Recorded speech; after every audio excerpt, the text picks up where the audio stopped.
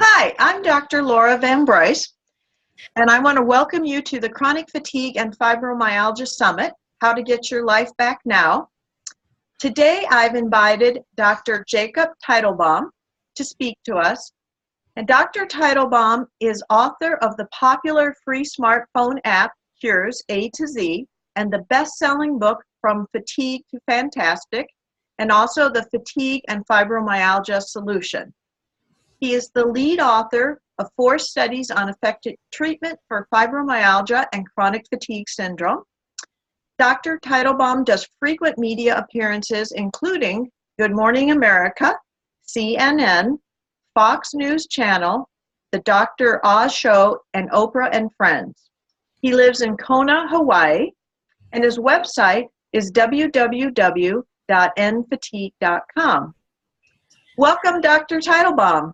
Laura, it's great to be with you today. And let's say we go ahead and teach people how to get their lives back.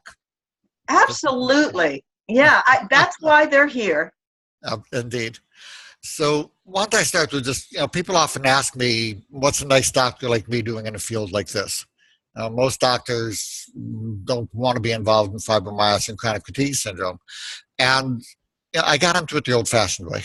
I had it. When I was back in medical school, I came down with a nasty viral infection, what I call the drop-dead flu, and basically left me bedridden for a while and just non-functional. And I had to drop out of medical school. And since I was paying my own way, that meant no work study, and no scholarships, no loans. I was homeless, sleeping in parks. Oh, my. Wow. Okay, that's pretty bad. Well, it turned out to be a real blessing once I got better, because it really gave me an understanding of the disease. And the nice thing about it is that I was able to try all these different things, so I could see what worked on me. And it made it much easier taking care of people. It also gave me an understanding of the illness. I could tell people, well, you're feeling this and this and this, right? They go, how do you know? And follow me around. It's like, been there, done that.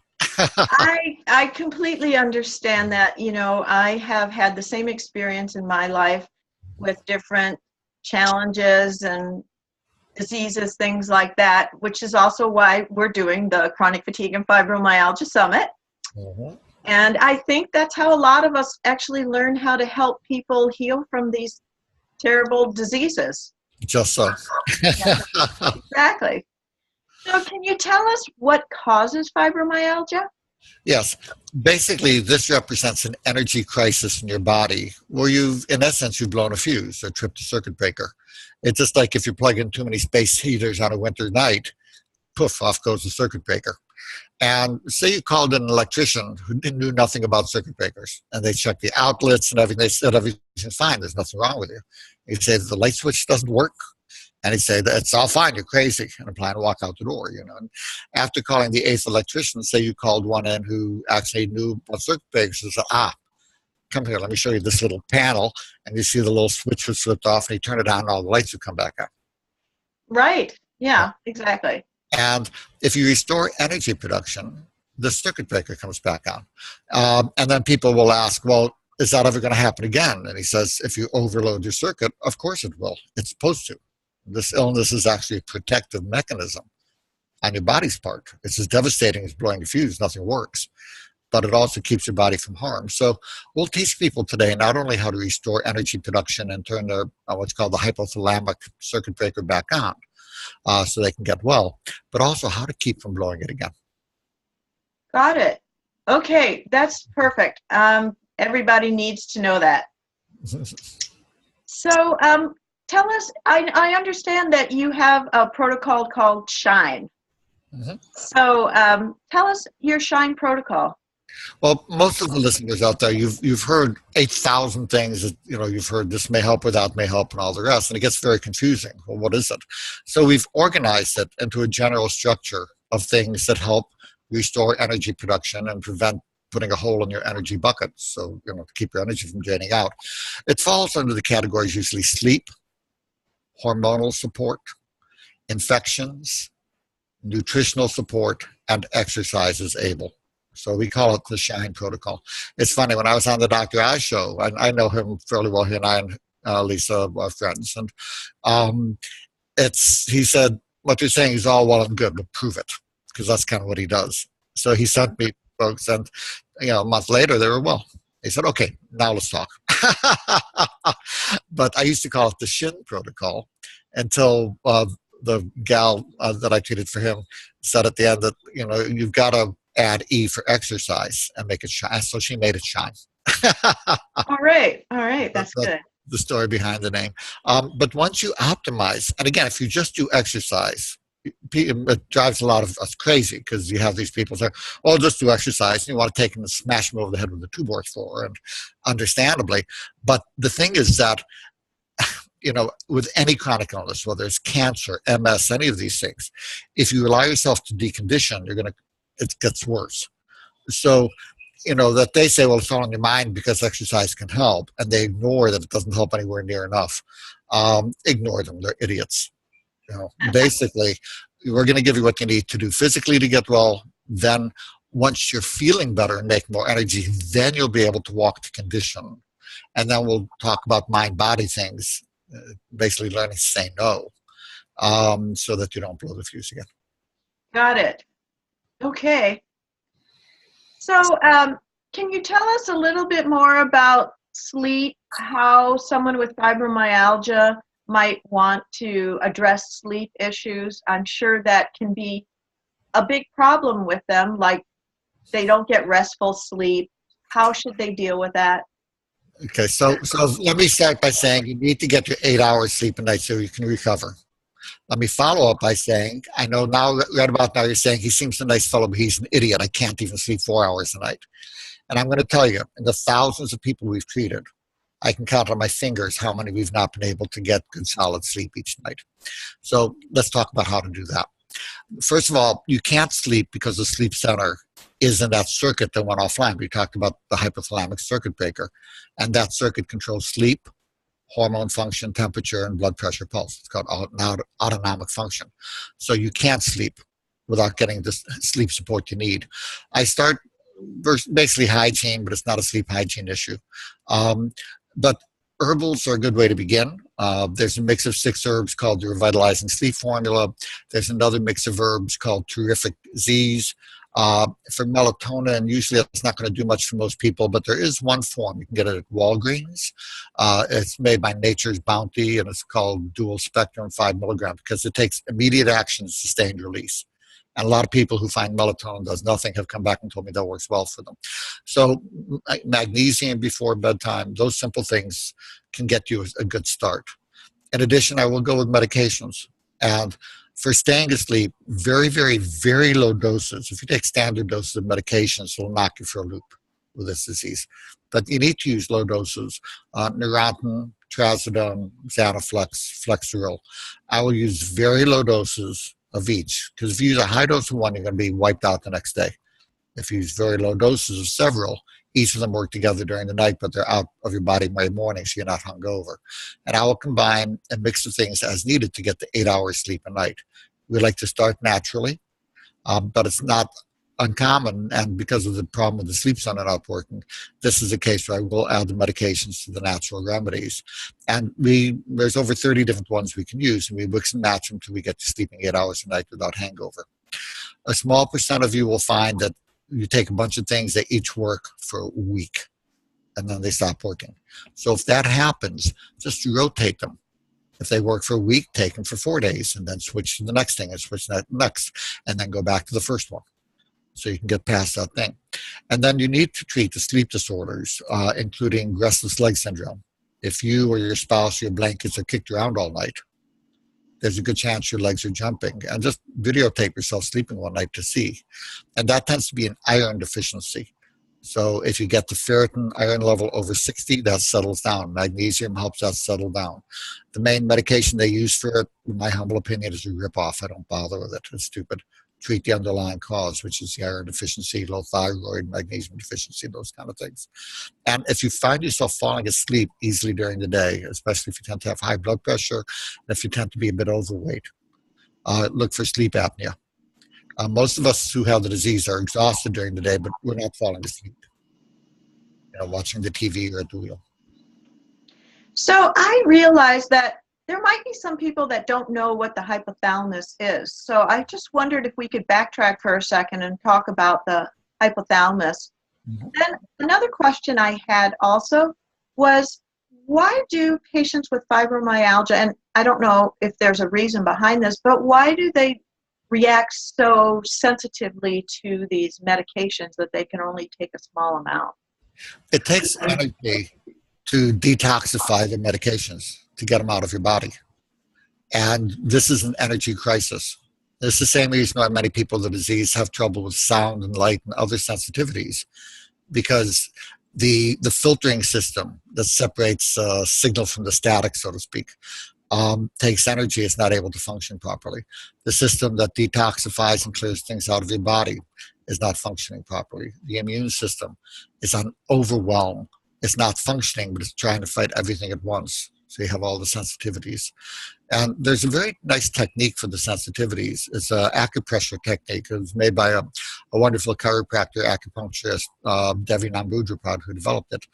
And it desensitizes the immune system to different things. And it works brilliantly. Our foundation, I don't take money from any supplement companies or any drug companies. As an educator, I just don't. The royalties that I get for talking about things go to charity. And one of the things our foundation funded was a study using NAT for autism. And 23 of the 30 autistic children were back in regular school after 1 year, as opposed to 0 in the untreated control group. So this technique, very gentle, very powerful, very effective.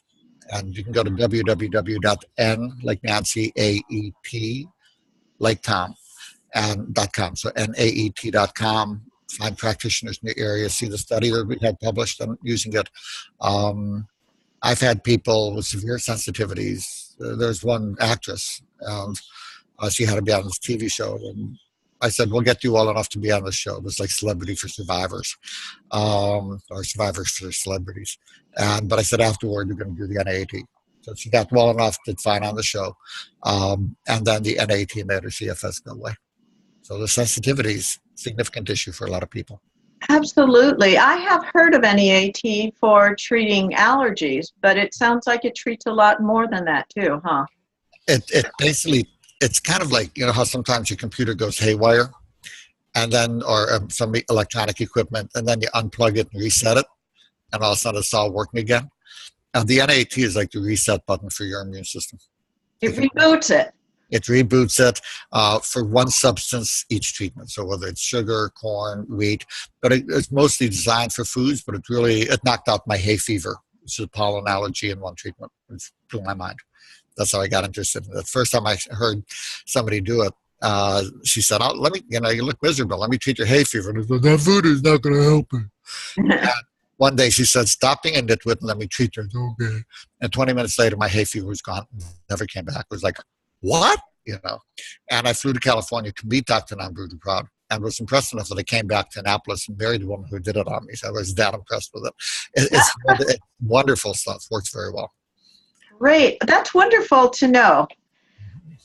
So next is hormonal support. So tell us about how we support our hormones and which hormones we need to support.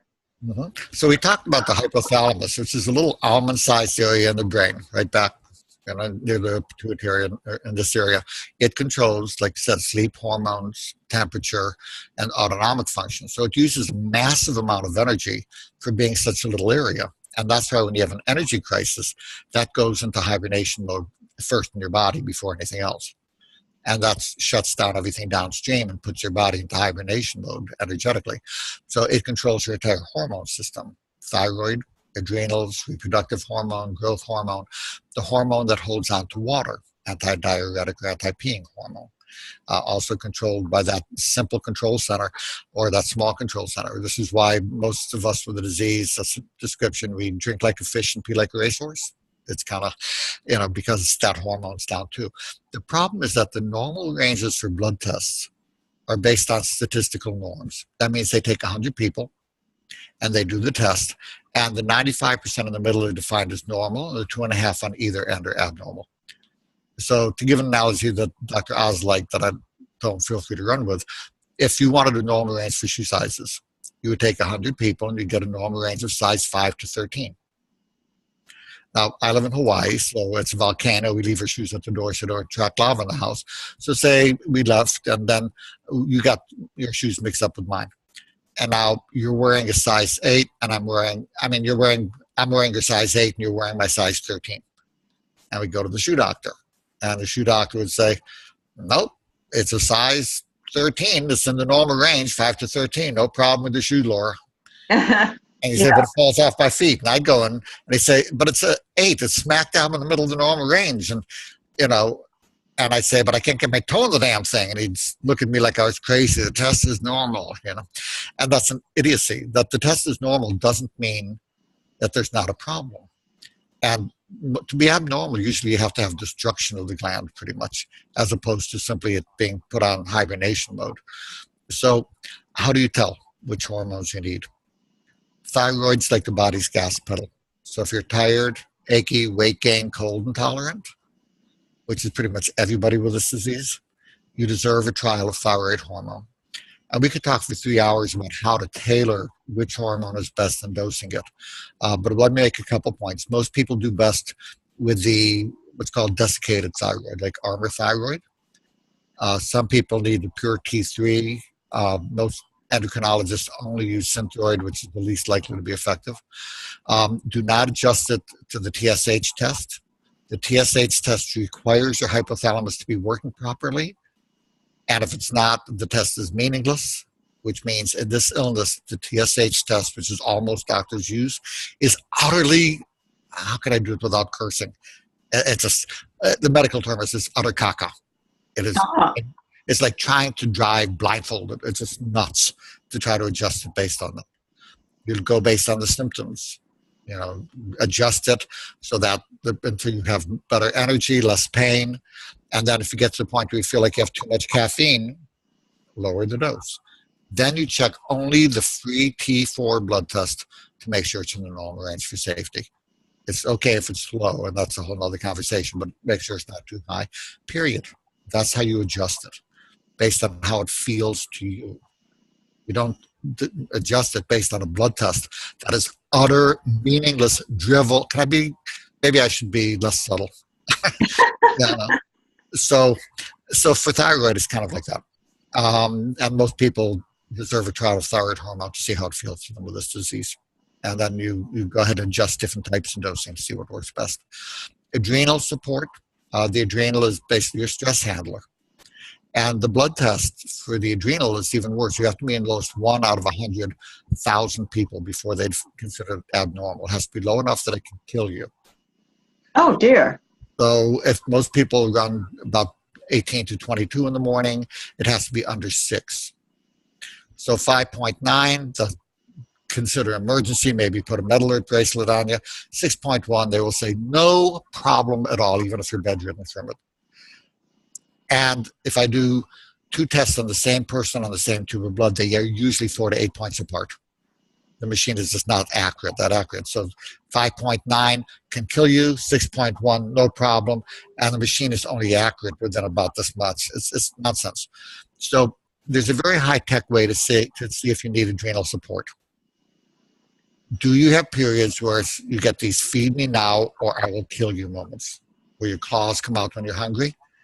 That is low adrenal, that irritability when hungry. If you crash with stress, chronic sore throats, infections that take forever to go away, that all tends to clear up when you get a real problem. So what supplements do you give for adrenal to boost it up a little bit? There's 2 excellent ones that I like. One is called Adrenal Stress Ends. The other is called Adrenaplex. Either one is fine.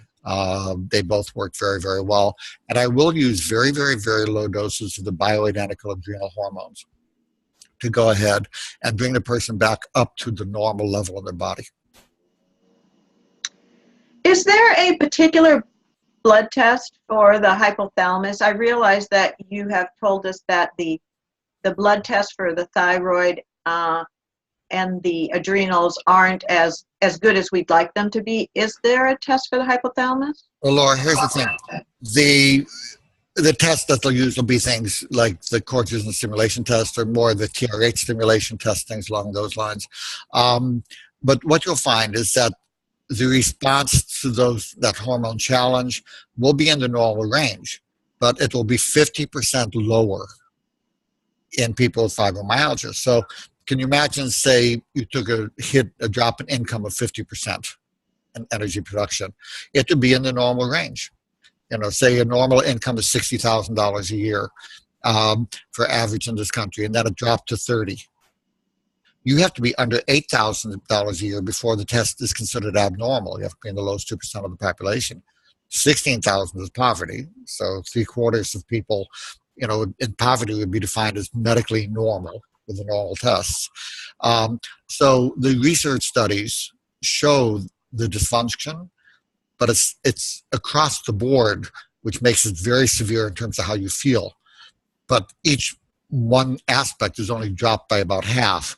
So it doesn't put you under that 2% for the test to be abnormal. So there's no testing I would bother with for it. If you can't sleep despite being exhausted, you've got hypothalamic dysfunction until proven otherwise. Got it. So we talked about the hypothalamus, the thyroid, the adrenals. Are there other hormones that we need to be concerned about? The main ones would be the reproductive hormones. Both men and women will benefit from a low-dose testosterone. In men, 70% of men are in the lowest 30th percentile, which means they're low. And they need the testosterone cream.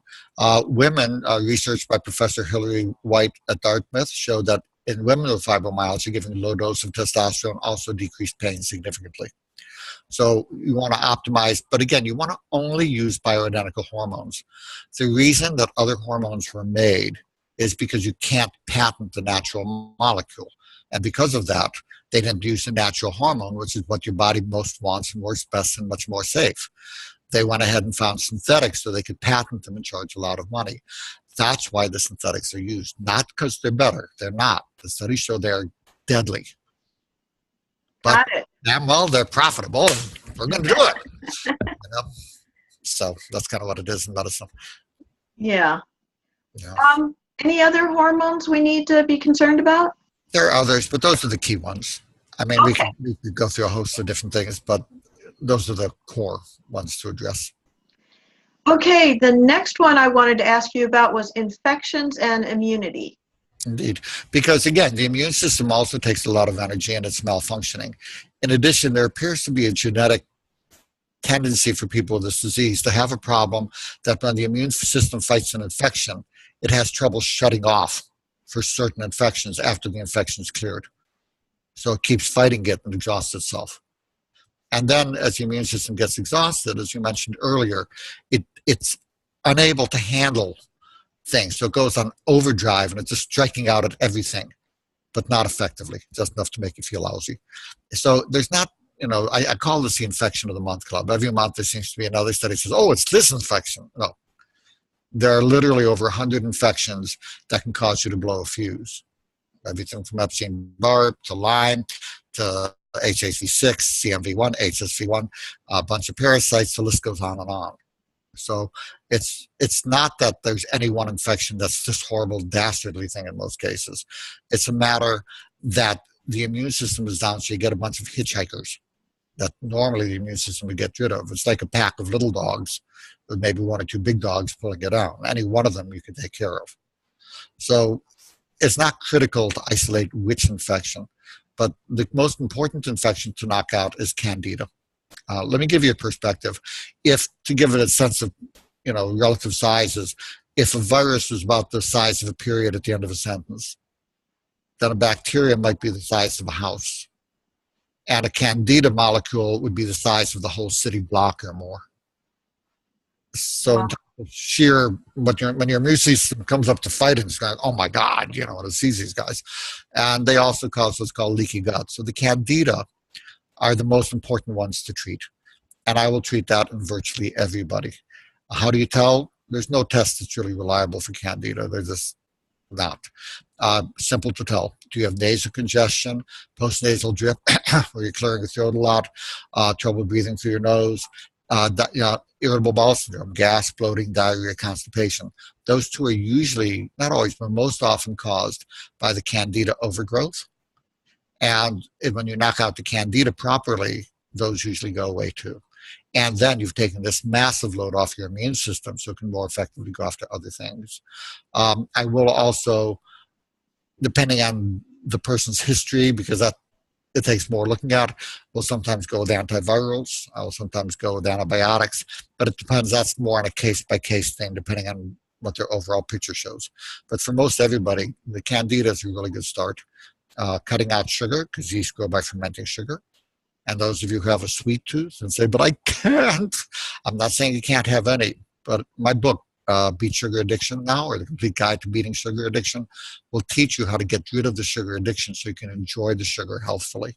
And I'm going to say something else. Chocolate is a health food in moderation. So, and there are great tasting ones that are sugar-free. You have Russell Stover has a line you can get anywhere, Abdullah Candies. Do you remember, what was the movie when Harry met Sally and they were in the restaurant and he said, well, you can't fake an orgasm. And she's sitting there and all of a sudden back, oh, and the rest. And the woman looked at her and said, I'm going to have what she's having. That's kind of how it feels if you just get one of the Abdullah candies. You can get them online, but go only to the sugar-free page. And just don't go for quality. Just let them melt in your mouth, have them at room temperature. In fact, a really nice evening routine to settle in for sleep, get an Epsom salts bath, 2 cups of Epsom salts in a tub of hot water, better in wintertime than summer, and just soak for 15, 20 minutes. Light some candles, have a glass of red wine if you want. Have a little bit of the chocolate, put on some music. This is your time. And do that about a half hour to an hour before bedtime. Start making, just like your kids, you have a nighttime routine. Okay, here's your night movies and stuff. Adults are just big kids for that. Have your routine. Give your body a little bit of time to cool down after the hot bath, have the little bit of chocolate. And people say, but there's stimulants and the alcohol affects sleep. Not enough to be an issue. Just enjoy yourself, not at those small doses. And make your nighttime routine something that you look forward to.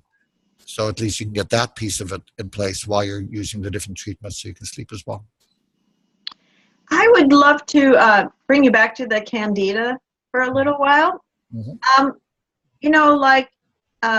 A lot of us women, if we get put on antibiotics, we automatically get a yeast infection. It's the tip of the iceberg. By the time you have that, it's much more severe. The main place you're in would be the sinuses and the gut. And the gut can be over a dozen foot long. So that's really where the big hideout is. And that's where you got to go. When you see that in the vaginal infections, by the time a woman's getting a lot of vaginal yeast infections, the Candida throughout the body tends to be much more severe. But yep, the antibiotics and high sugar are 2 of the main causes of yeast overgrowth being so epidemic. And there's no test for it. So doctors say, well, there's no test, so it doesn't exist. I can't see you, so I'm invisible. That's the medical approach to it. The other thing that I understand too is that the majority of antibiotics in our country are actually given to the animals that we feed on, so that even if we're careful and we're not taking antibiotics, we're getting antibiotics if we eat traditionally raised. Why don't you understand that, Laura? Because that results in very good profits, even if it kills people. And what's not understandable about that in this country? Yeah, so I guess. Yeah, like I say, I tend to be, forgive me if I tease a bit. It's just I look at a system that's so broken, and it's not going to get fixed by the system. It's basically it's a dinosaur going off a cliff into extinction. And if you're trying to rant at the system and rave, wasting your time. But you don't have to wait for the system to get fixed. We'll give you the information you need today so that everybody can get well. That's our goal, is to make effective treatment available for everyone. And whether or not, if you have money, you don't have money, we have the tools out there for everybody to get well. Wonderful. So tell us about the nutritional support. When it comes to making energy production, nutrients are critical. And people ask, which nutrient do I need? And the answer is all of them, by definition. So if you try to take, well, this vitamin D pill and this vitamin A pill and this zinc pill and this B vitamin pill, and by the time you're done, you have a handful of pills you're taking. It's crazy. So I use a vitamin powder. It's called the Energy Revitalization System. 1 drink replaces easily over 35 pills. I tell you, if you can get what's in that 1 drink, less than 35 pills, I'll get you a free bottle of it. Most people, it takes about 60 pills. And it just gives really solid overall nutritional support. So it's called the Energy Revitalization System. 1 scoop, that's what I take each morning. And then I add a 5 gram scoop of ribose to that. 2 of the studies we did showed that ribose increased energy an average of 61% after 3 weeks in fibromyalgia. So picture what 61% more energy feels like. It's pretty good. Oh, yeah. So in the study, we did it 1 scoop 3 times a day for the first 3 weeks, and you can drop it down to once or twice a day. I do a scoop of ribose myself. I do a scoop of the vitamin energy revitalization system vitamin powder, a scoop of ribose. I add water, I stir with a fork, and it's the best 30 seconds for energy. And it's not expensive, it's cheap. It's the best 30 seconds you'll spend all day. Now, the ribose can be expensive, but there's a form of ribose that we got tired of people having to pay $50 for a month's supply. So there's a form you can find on Amazon. It's called Shine Ribose, and that's less than $20 for the 280 grams. So that's, we basically are selling it pretty near what it costs us so people can get it at a low price. That's wonderful. So the E part of the Shine is exercise, and I know that's exercise as able because there's a lot of people who have fibromyalgia. You know, if they exercise, it will put them in bed. Mm-hmm. And you can only, if you try to exercise beyond your ability to make energy, you will get post-exertional fatigue. You'll feel like you got hit by a truck the next day. And then you're afraid to do any exercise a lot of times, and then you get deconditioned, which really wipes your body. So you want to find how much walking you can do and feel good, tired after, and better the next day, and stay with that. After 8 to 12 weeks on the Shine protocol, and let me add for nutrients, low sugar, high salt diet. If you salt restrict with this disease, you will crash and burn. Get a good quality sea salt, but really any salt. Increase water intake, even though you're already drinking 4 times what your husband's drinking, you're paying 5 times as much. Drink. And most people find a high protein, low carb diet will feel the best for them, using whole healthy foods when you can. So I just wanted to still get that in. Coenzyme Q10, acetylcarnitine, Vectomega, which is a special form of fish oil that just takes 1 pill a day instead of 8. You do that, now you've got the nutrition part covered. Iron if the iron is low.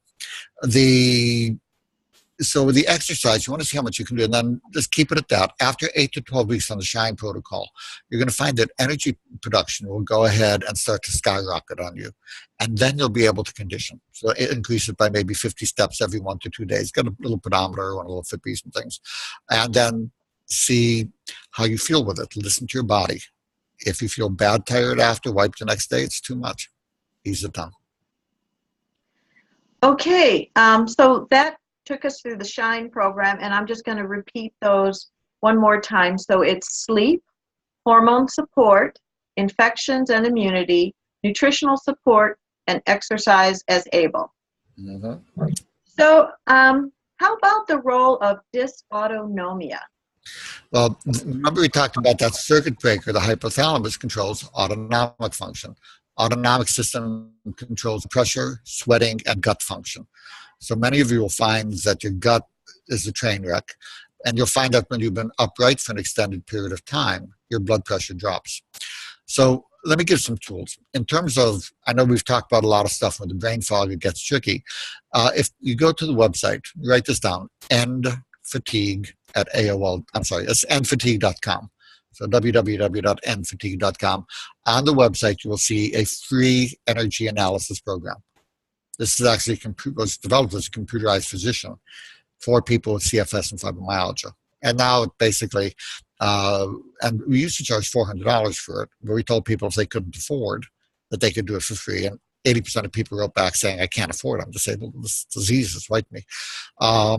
So we went ahead and made it free for everybody. My wife and I just decided, okay, so you do the quiz. It can even analyze your lab tests. If you have pertinent labs, you can put those in, but you don't need to.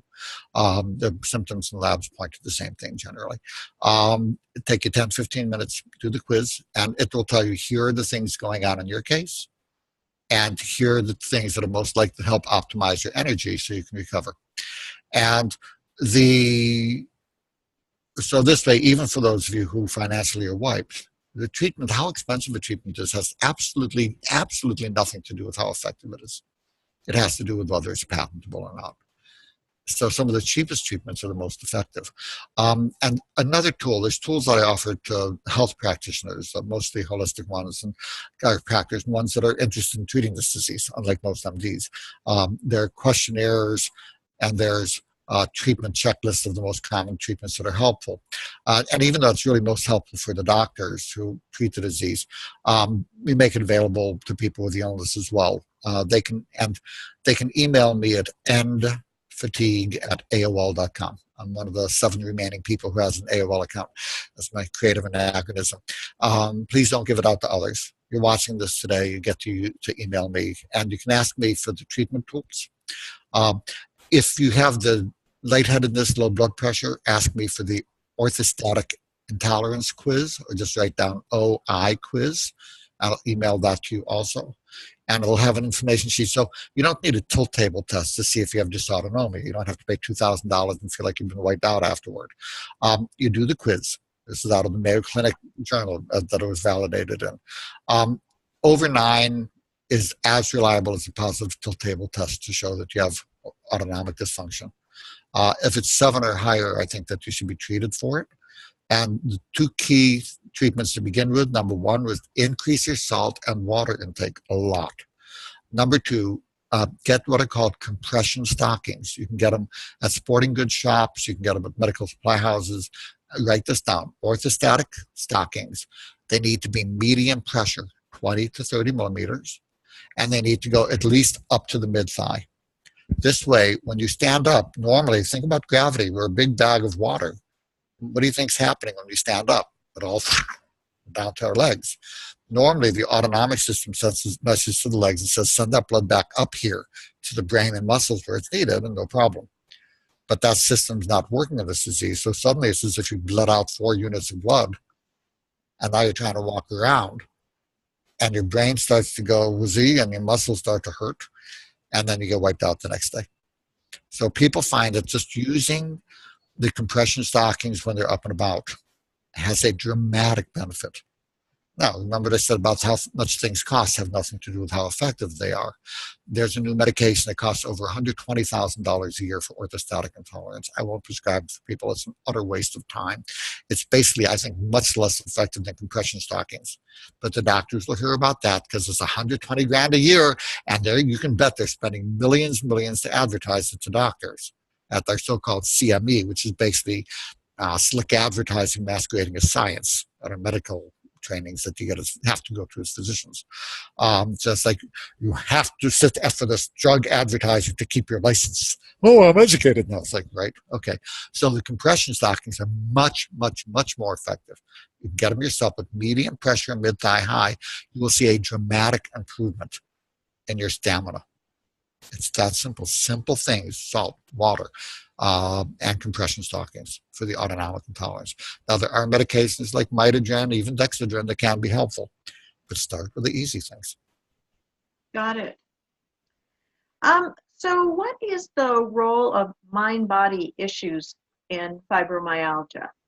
Well, all illnesses have a mind-body component. Multiple sclerosis, for example, is associated with repressed rage, which is why people with MS are so sweet.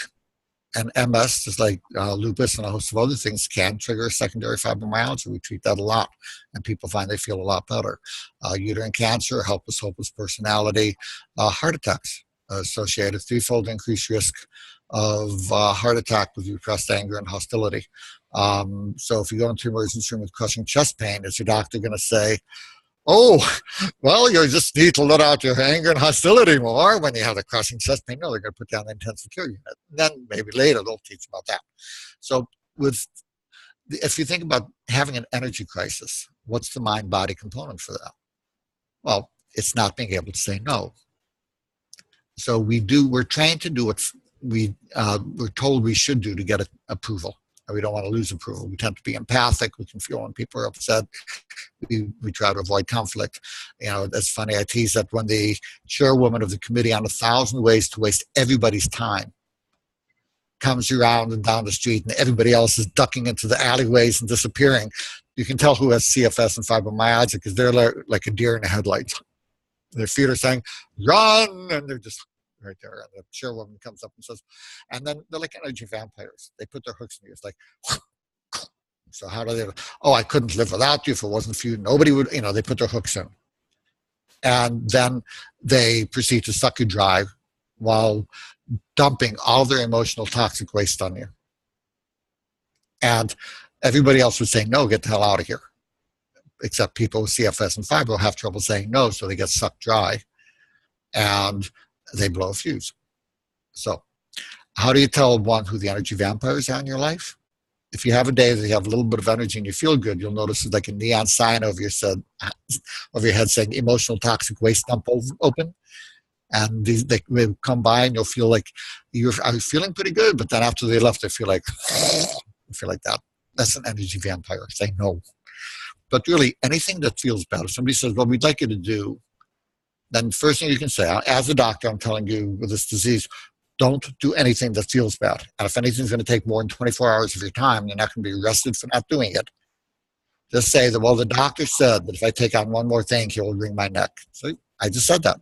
You can say it honestly. And then if they say, but we really need you, if not, you're going to say, my doctor says, kill me if I don't do this. Are you trying to kill me? Then they'll walk away and they'll leave you alone. So here's the gracious way to get out of it. Just say, well, I really don't think I'll be able to because the doctor's orders. But I'll call you if I change my mind.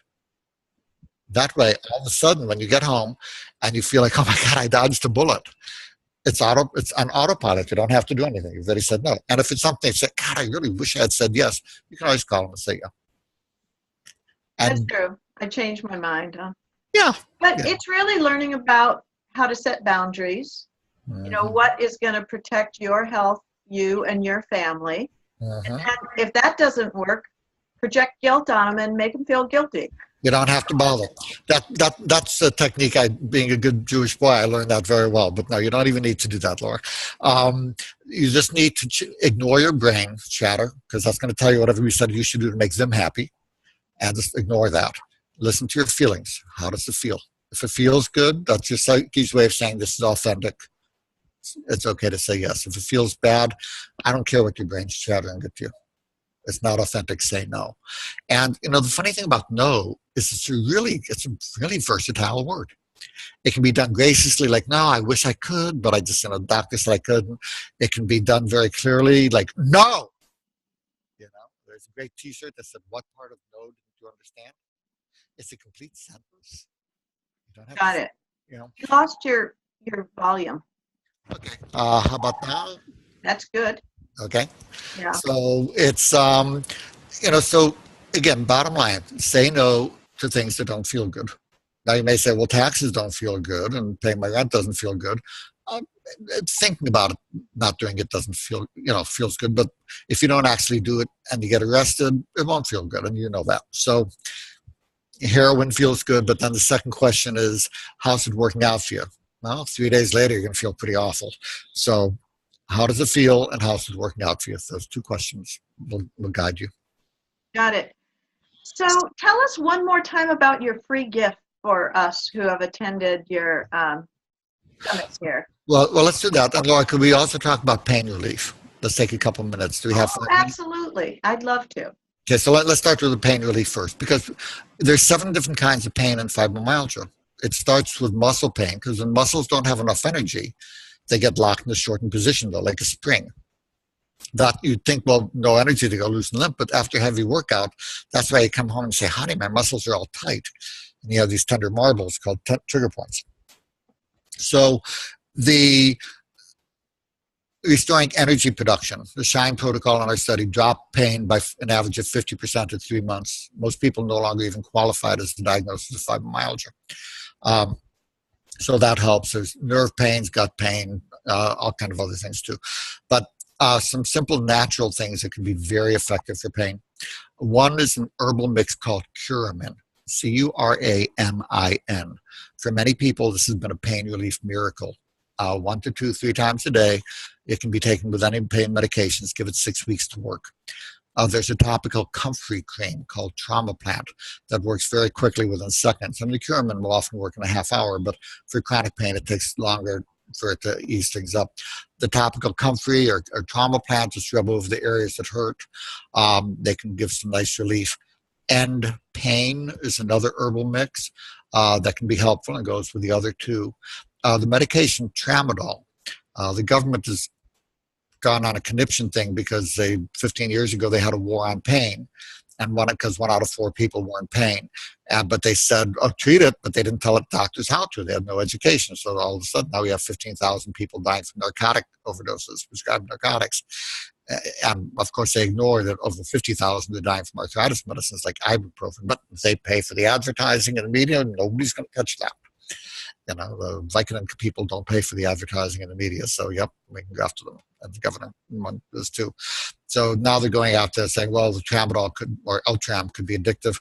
I even went and talked to people, the doctors who work in the rehab centers, where they find everything, and they get people becoming addicted on all kinds of stuff, even sugar. And I asked, have you ever seen an Eltram addiction? They go, no, never. I haven't in 30, almost 40 years now. So it's a very good medication, can be very helpful. Very low dose Flexeril can be very helpful. Neurontin can be helpful. It's dirt cheap, so your doctor will hear about Lyrica instead.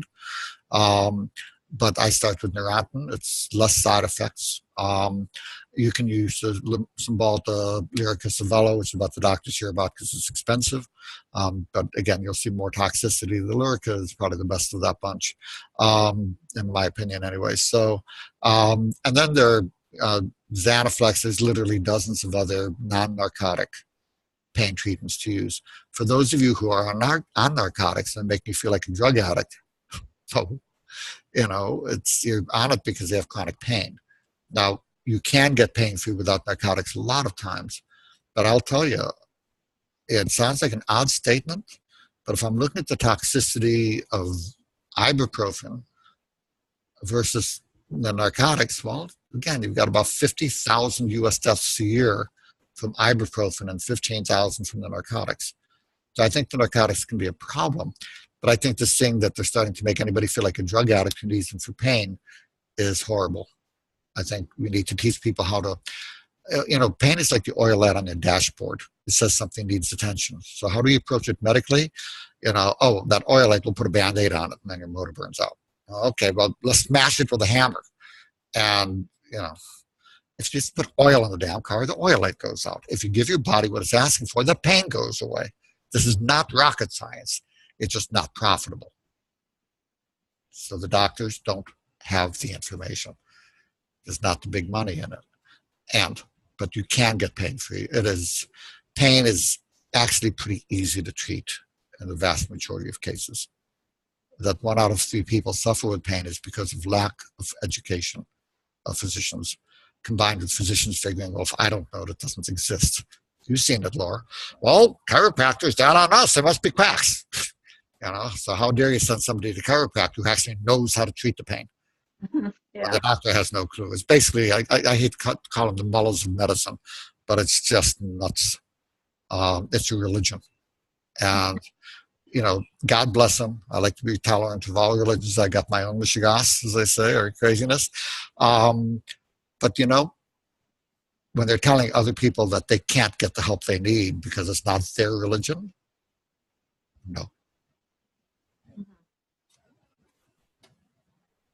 So are there other modalities you use to treat pain, or have we covered it mostly? Well, here's the thing. When you look at treating most things, including pain, there's 4 key areas to look at. We focus on biochemistry today, herbals, nutrients, medications. You've got the biophysics. You have frequency-specific microcurrent. You've got energy work, the many different types of energy work done in Eastern medicine and the rest. It can be very helpful. You've got structural, which you're familiar with.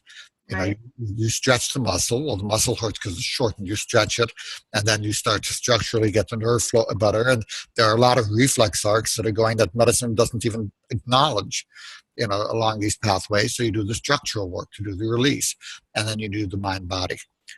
When you're combining all 4 of those, and we focus today mostly on the biochemistry, because we can spend hours going through the whole different thing. When you do that whole process, people get well, remarkably well. It's a shame. And most doctors are really good people. They're really well-meaning. They just don't know that they're stuck in this little pigeonhole of information that's provided by the drug companies and medical products companies. It's basically, to paraphrase a past editor of the New England Journal of Medicine, like I said, slick advertising masquerading as science. That's how our medical education system has been described.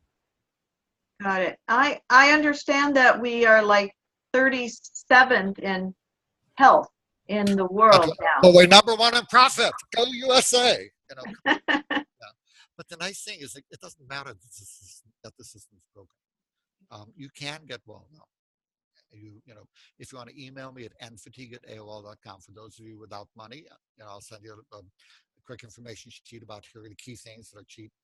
And can we get your mic back? Okay. Yeah. When you get excited, you go into my hysterics, the microphone goes out of place. So repeat that about where we contact you. So my email address, and again, this is just for people here. Don't give it out to others, because otherwise I'm not going to have time to answer anybody.